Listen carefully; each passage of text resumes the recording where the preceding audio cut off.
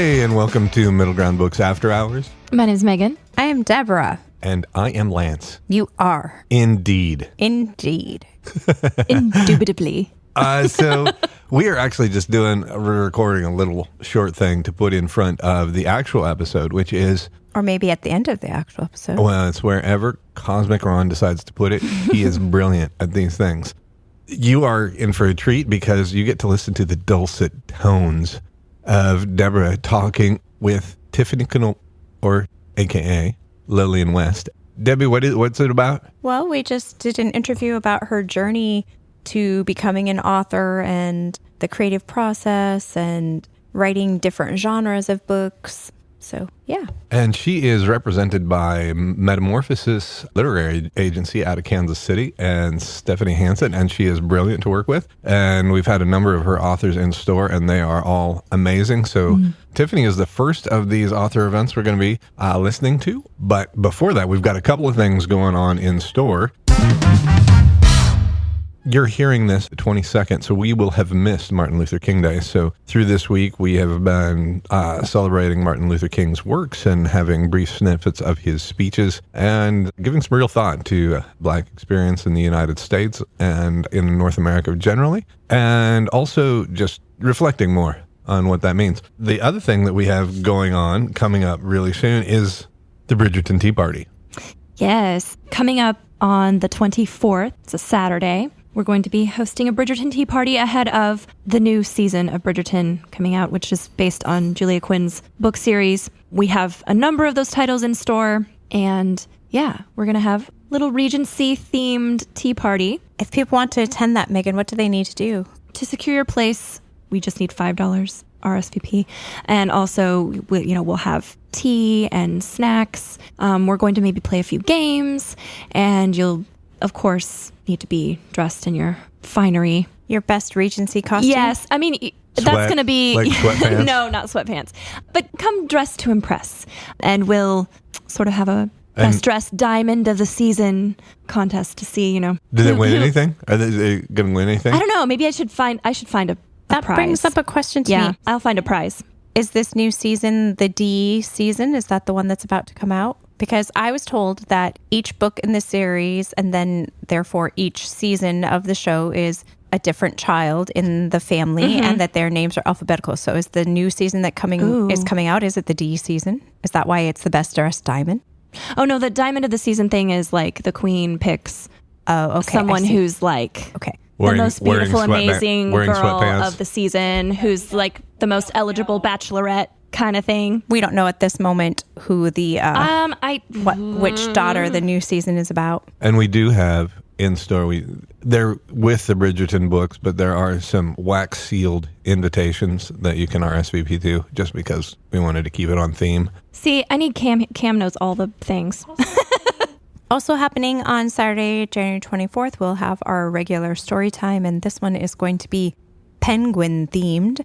So if you are a lover of penguins, or if you just have a child that you want to spend some time with, come out for story time at 10:30 on January 24th. All right. And then Kai is very, very excited about Kiss a Shark Week. We mentioned it before, January 27th to 30th. We're not celebrating the whole week. We're kind of cutting it down a little bit because we're landlocked. 4 days is pretty good. Yeah. And so we will have our shark, who we've named Jerome. Kiss the Blarney shark. No. Yes. And so I will not be kissing the shark. 15% off of all shark books and shark merchandise, and we will be giving away shark stickers as long as those stickers last. I still think you need to kiss the Blarney shark for luck. It is Kiss a Shark Week. We could almost guarantee that if you kiss the plush shark, that you'll get a free shark sticker, or that you won't suffer a shark attack within 90 miles for the next. It's true. You'll be safe. It will secure your safety from shark attack. As long as you stay in the state of Kansas. Do they have an aquarium? Where are their aquariums? Be careful if you go near an aquarium. We can't guarantee safety then. As long as you're not close to a shark, we can guarantee you safety. Righto. So, and January 29th, what's January 29th, Megan? Happy birthday to you. Oh, it's Kansas Day. I'm singing and it's terrible. No. It's Kansas Day. How many years old will this date be? 165. That's a significantly large number. Mm-hmm. That means that the Civil War started 165 years ago. Wow. And so, in honor of Kansas' birthday on the 29th, it is the 29th, right? 16.5% off. Nice. Kansas and local authors. And that's going to be all day long. Are we going to do like little cupcakes or something? Maybe we should make a Twinkie sunflower. Because we have Hostess here in town. It would be a very local sort of celebration. Oh, yeah. Like very bad for your blood sugar. But I suppose birthday cake wouldn't be much better either. A Twinkie is basically a birthday cake. It's cake. a sponge cake wrapped around a creamy filling. Mm-hmm. Yeah. The frosting's just inside. That used to be pork lard. Okay. But anyway, we could make a sunflower in honor of Kansas. And then coming up on the 31st, I'm excited. Somebody said we should start a pretentious book club, and I decided kind of to pass on that this month. And so we are doing Beer and Beowulf on the last Saturday of this month, which is January 31st. So at 4 o'clock in the store. So do come in.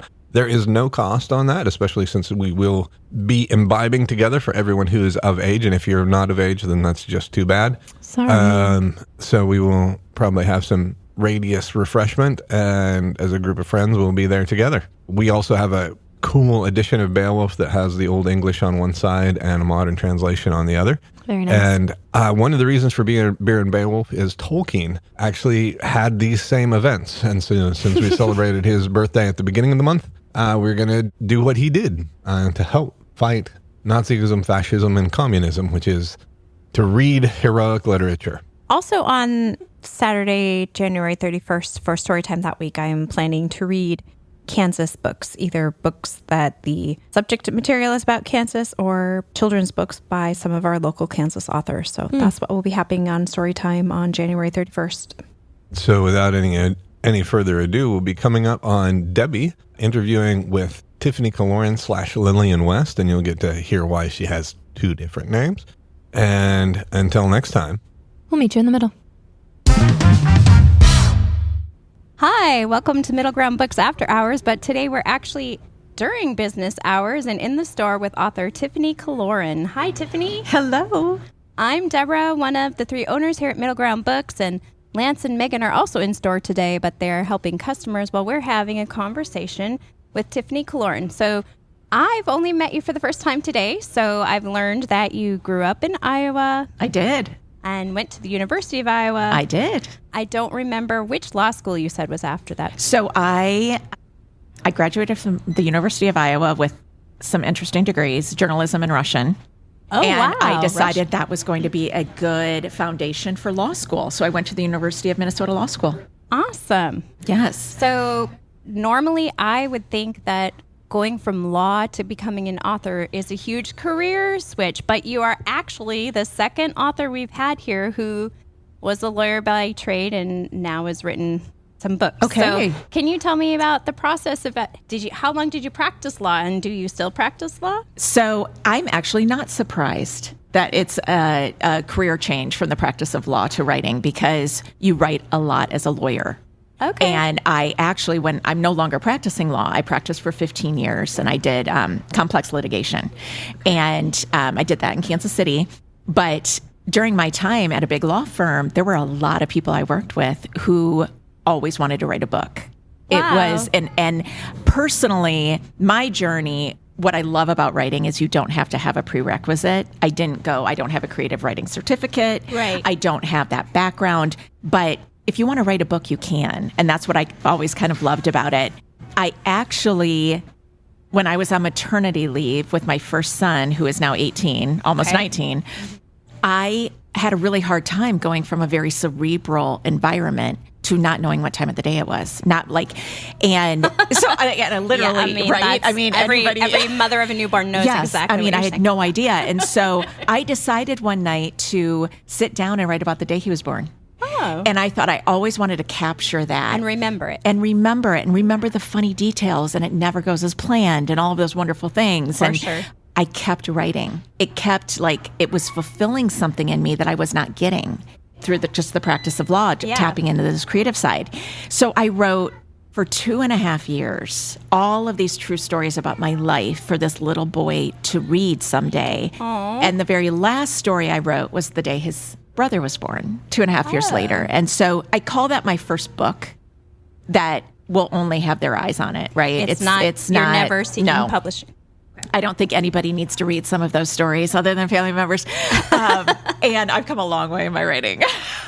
But it planted a seed. It planted a seed, and it made me feel like maybe I was supposed to be doing that. Mm-hmm. So I juggled both for a while until I couldn't juggle it anymore. And you found that writing was more your love than law? Yes. And I went to my husband, and I am just blessed to have somebody that really supports me. And I said, I can't imagine giving up the thing that I love, but something has to go.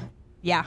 And so he was very, very supportive and said, why don't you give it a try and see what you can do? And so what year would that have been when you started to focus exclusively on writing? Sure. I left the practice of law in 2015. And then I wrote exclusively. I had been juggling things. By then, I had my first book done. I was writing my second book. I was writing freelance for magazines in Kansas City, and I had a lot of different things going on.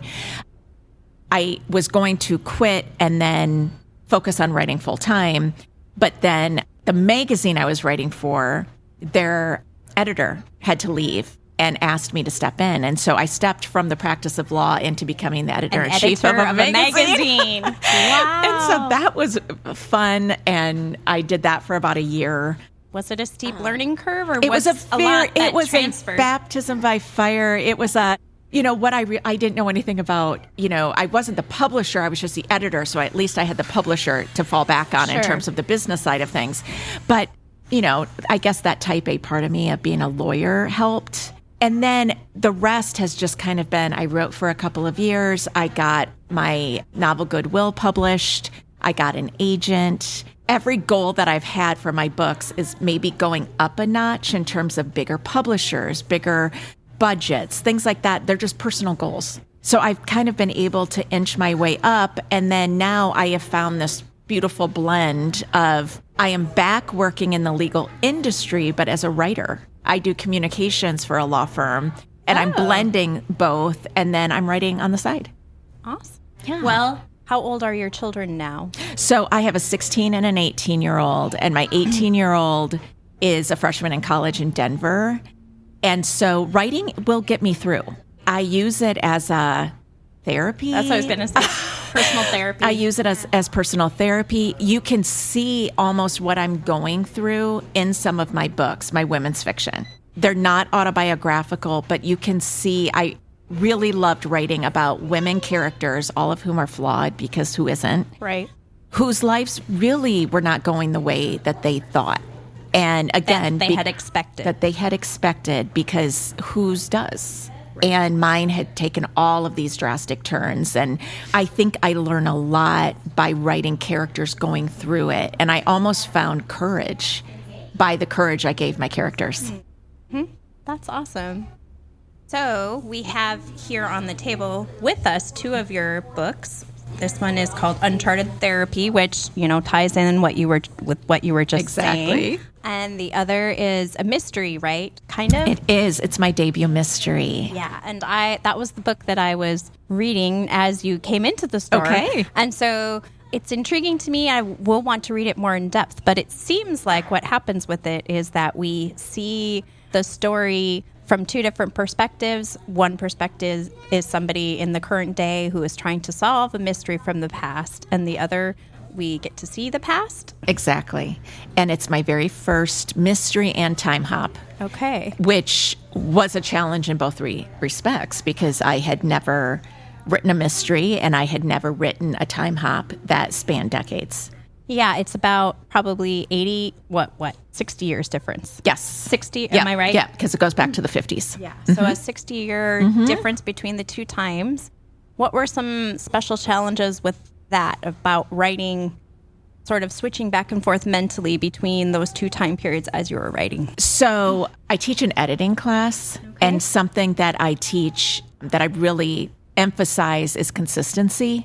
Readers love to point out if you're not consistent. Yes. If you are, so consistency is huge when you're writing and especially doing the time hops.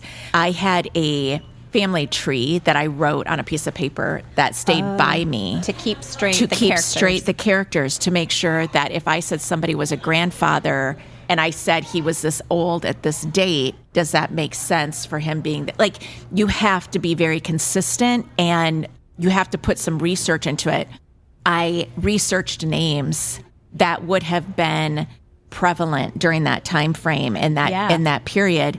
There was a particular name that I wanted, and I hoped that it would have been reasonable to think that that had been used then, and I was happy that it was. So I tried to, just dialect what types of foods they were eating, how they referred to things. But you can research all you want and things still slip, because like another thing that I point out in my editing class is the editor at the publisher was reading it and put a note that I had referenced a medication 2 years before it was on the market. Oh, yeah.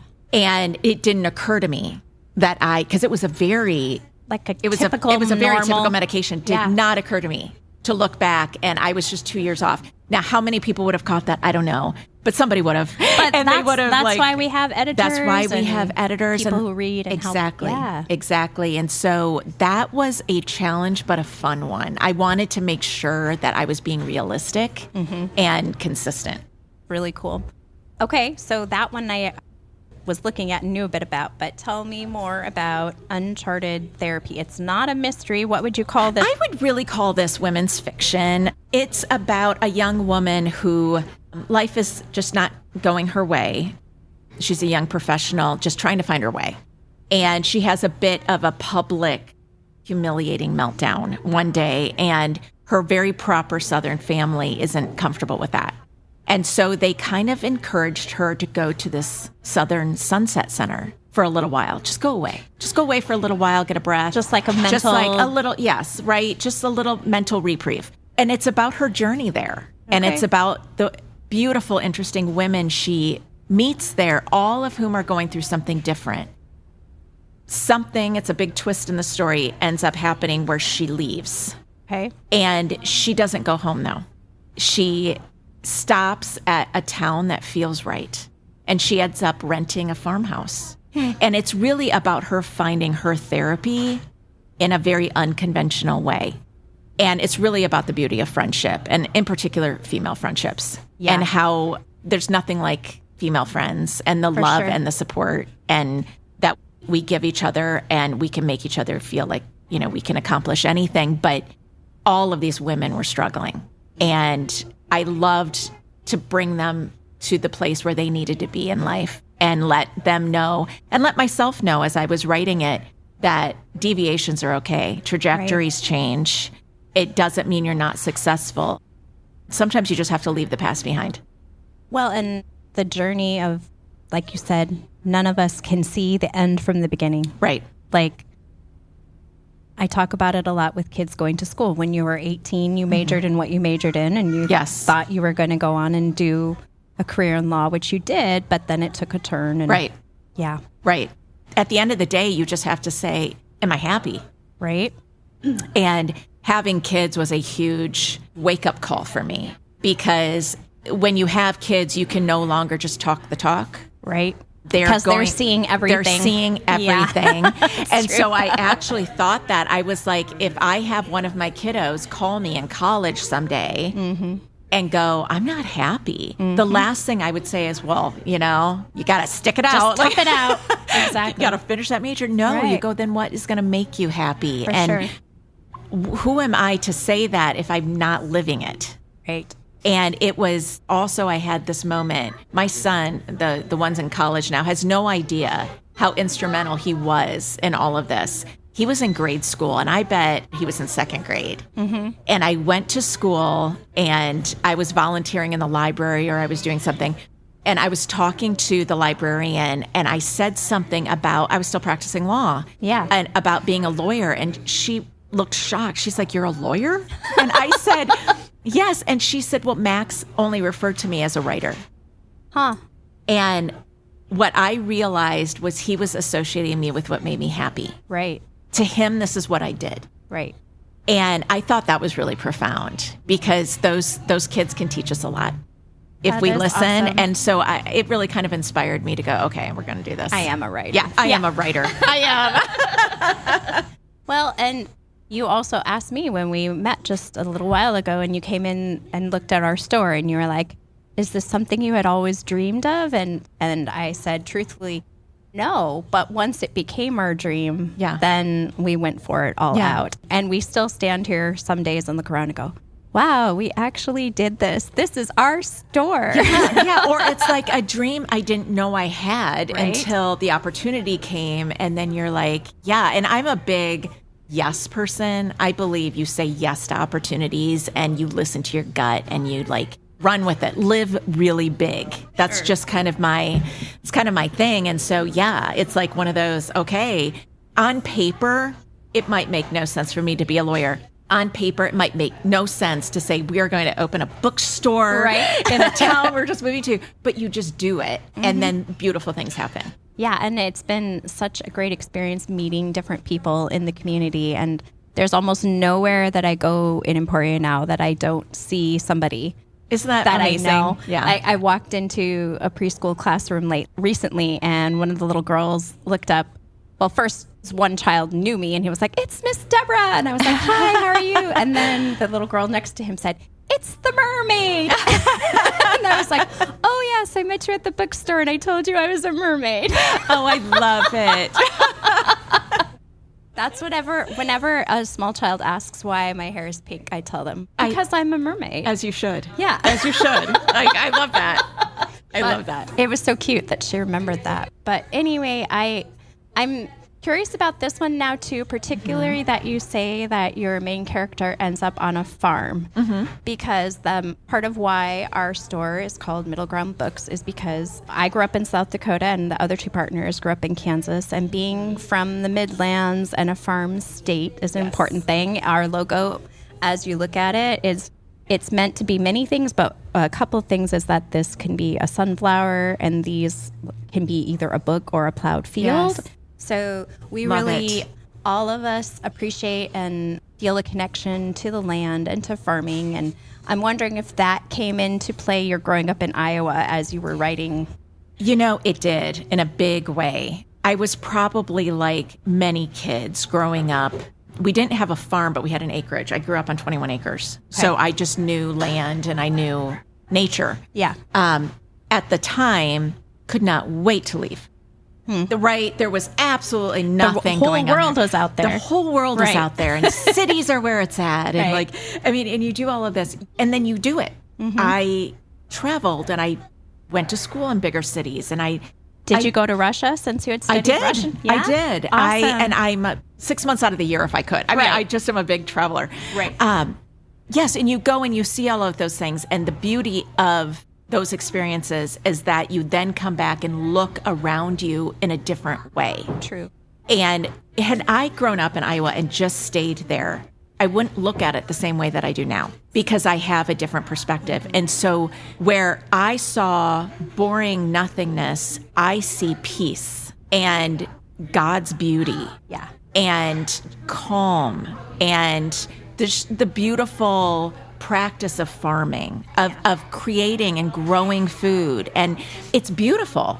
My drive home, I appreciate those fields in a way that I never would before. So when it came to her finding herself, I put her in the best place I thought she could do it, which is quiet. It's in a place where sometimes we just have to be alone and quiet in our thoughts. And it's very hard to find a place like that in life. Oh, yeah.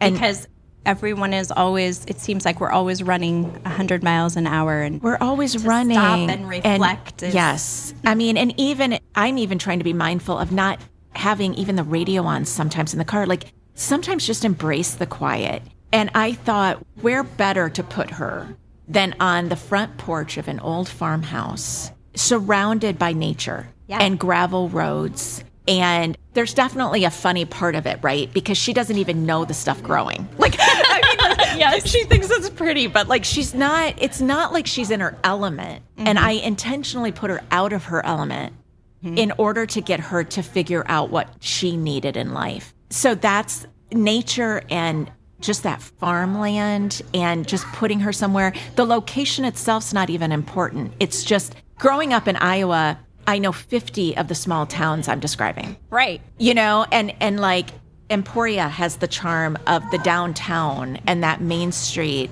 with the brick and mortar and the awnings and the theaters that still have the marquee. The marquee.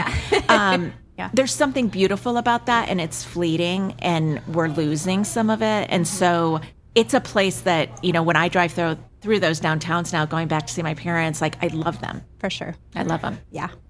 And it's interesting when you read an author who you know is not from a rural place, and yet they're trying to put a rural place in their story. Like recently, I was listening to an audiobook, and the main character started out in a city, but then through the course of solving the mystery that she was working on, she ended up in like a small town in Idaho. Okay. And he was talking in the books about, it was a spring morning, but it was still cold, so she put on a wool this and a wool that, and then she was biking by the cornfields. I'm like, dude, there wouldn't be cornfields in the spring. That's like a fall crop. Yes. But I know. Right?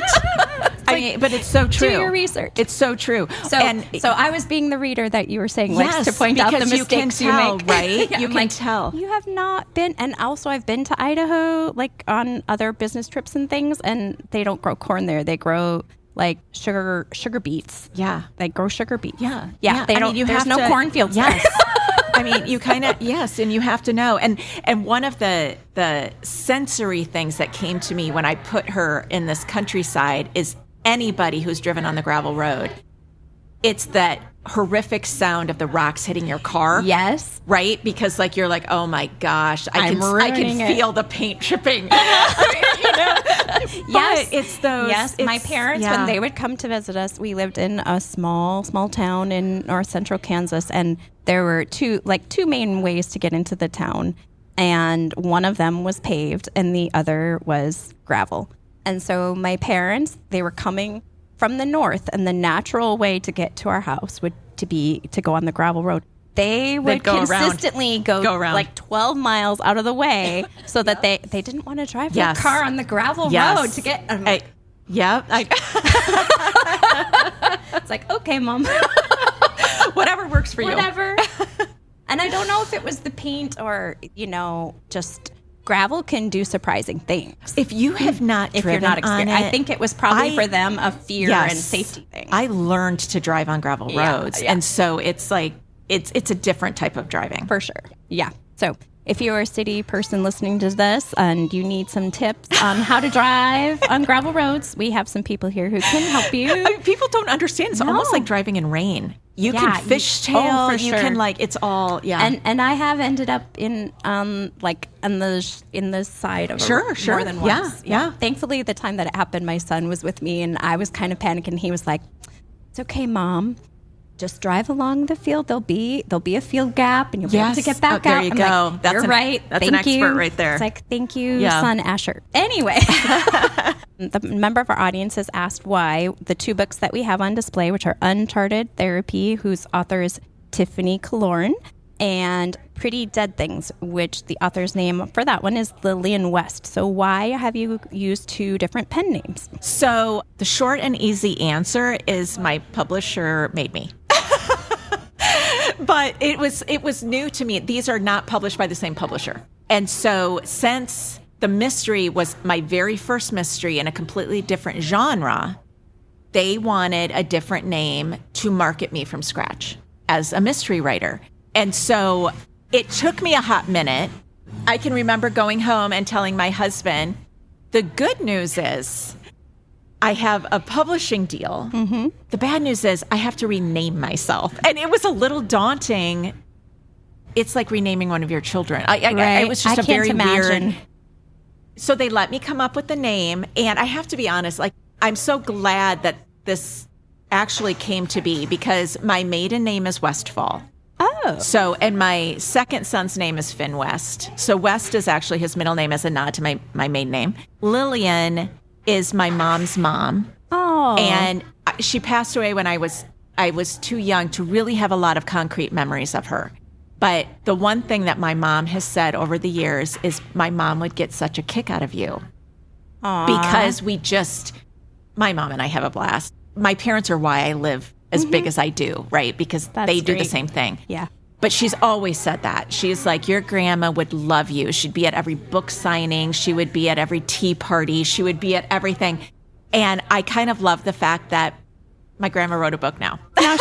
She's here. And so Lillian is here, and I now wouldn't have it any other way because it makes me really happy. I feel like I have her with me. So what I've decided to do is, and it's a great question, because what I have realized, I wrote Goodwill and Uncharted Therapy. And what I realized is as I was writing them, I was in this life crossroads myself. I was leaving being a lawyer. It was never my identity, but you work hard to become a lawyer. And when you give that up, it was a transition for me. Well, most people, when you ask them about who they are, they'll say their name and then their career. And so and when you go through the blood, sweat, and tears to get that JD degree, you're like, who am I without this? Right. But I'm a better person without it. I'm a different person without it. But I was going through this same little trajectory maze that my characters were going through. Once I had written for years and got my books published, I felt secure enough in the fact that this is what I'm supposed to be doing. Mm-hmm. I didn't feel the need to write about that anymore. Okay. I was kind of like I had already, through my characters, I had really come to my own self-confidence of who I am, as had they. So then I was like, all right, maybe I should write about the things that the stories that I watch, the podcast I just listened to, which is Crime Junkie. I mean, like on the way down here, I have always been intrigued by mysteries. Sure.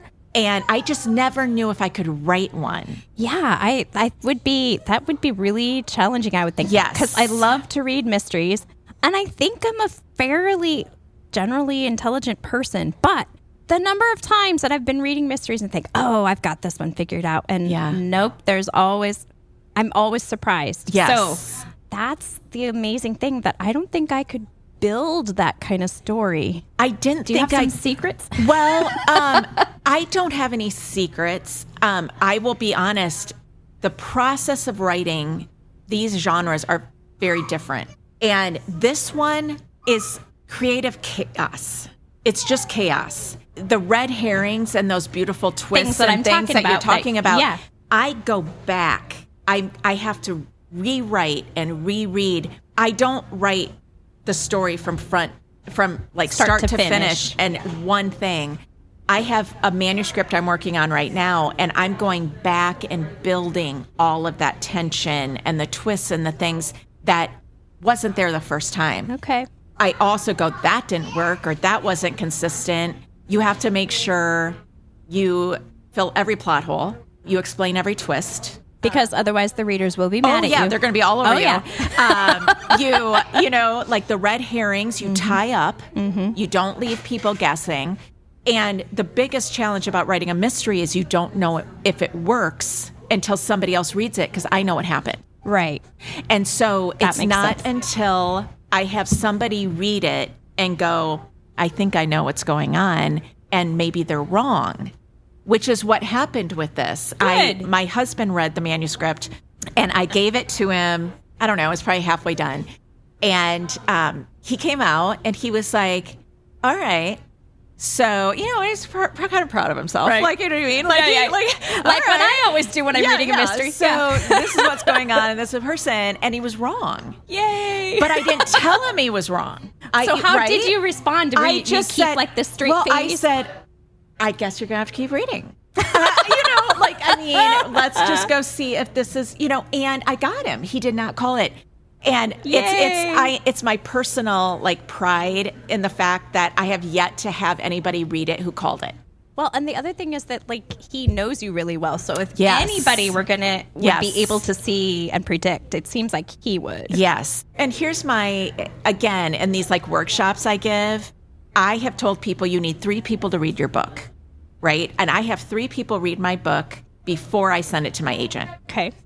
And it's 3 people with a specific reason. I have my husband read it.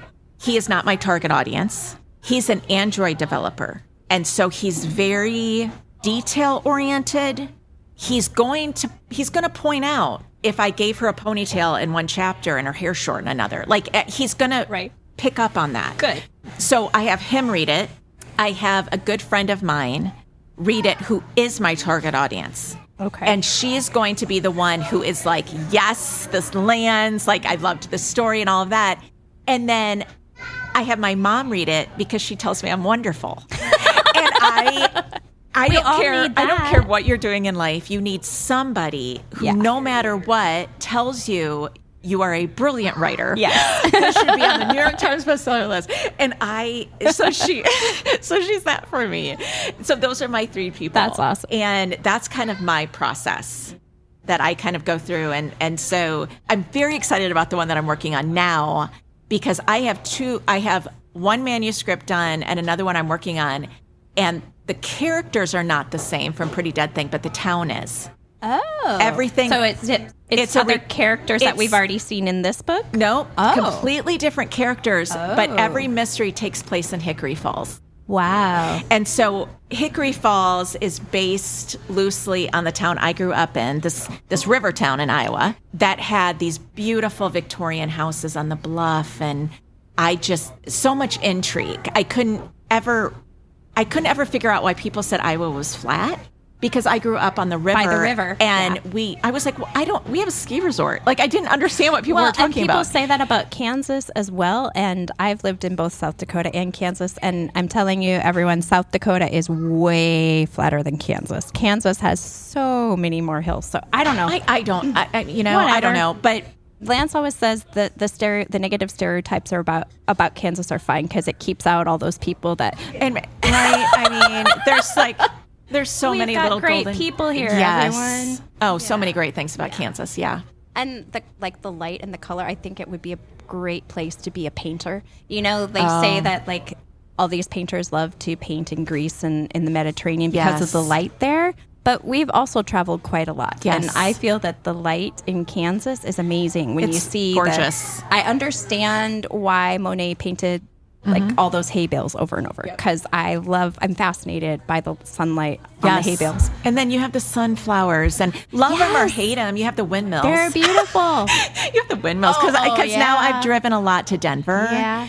I have a friend who can't stand the windmills. Right. Lots of people I think they're kind of pretty. I don't know. And the problem is when it's changed the horizon of your hometown. I think that's what people have trouble with because I get that. Honestly, right when we moved here to Emporia, they were starting to go up in the small county where Lance and Megan grew up and where our grandchildren now live. So we go back to visit our grandchildren and we're like, they kind of surprise and shock us every time because it's not our hometown. I get that. Yeah. Does that make sense? No, absolutely. But I do also know that I like the play of the light on them, especially the sunset. And they're kind of a nice canvas for when you're driving by and they're all in sync. There's almost like this rhythmic, like it's hypnotic. It is hypnotic a little bit. I don't know. There's a story there.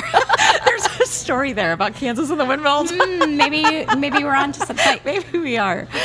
So will the same publisher be publishing the manuscripts you're talking about, the new mysteries? I'm not sure yet. Oh, okay. Yeah, I'm not sure yet. So Crooked Lane did this one, and they're an amazing publisher. They're based in New York. They've been great to work with. And then Bloodhound Books did Uncharted Therapy, and they're in the UK.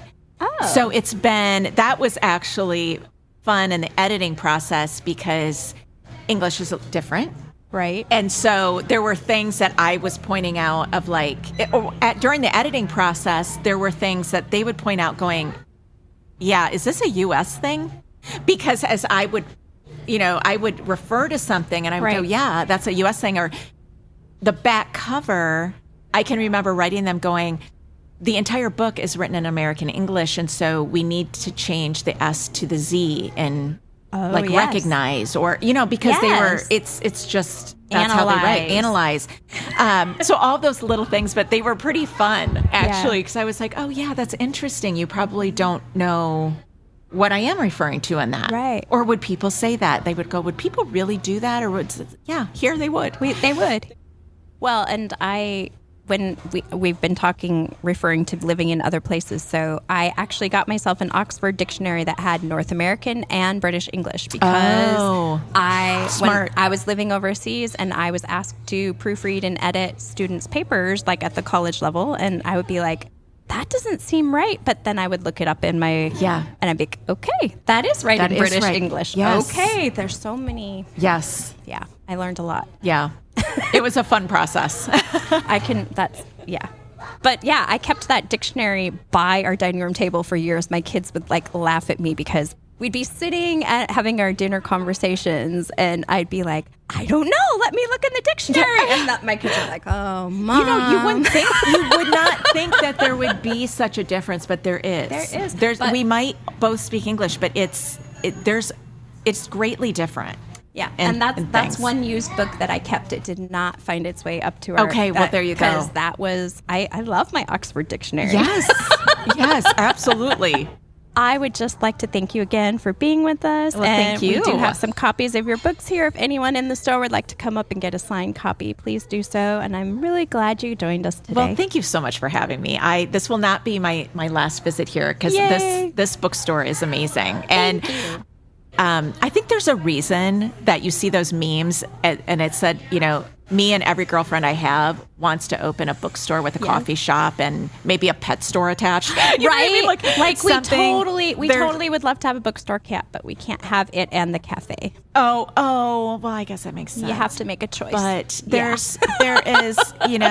is just something to be said about these independent bookstores too, that have a charm and a feel, and this one has a great one. Well, thank you. Yeah, so I could sit and with my laptop all afternoon. Well, please do. We do have free Wi-Fi in the store. There you go. Come on down and get a book and a coffee and hang out. Well, wonderful. Thanks again for having me. Thank you. Have a great day.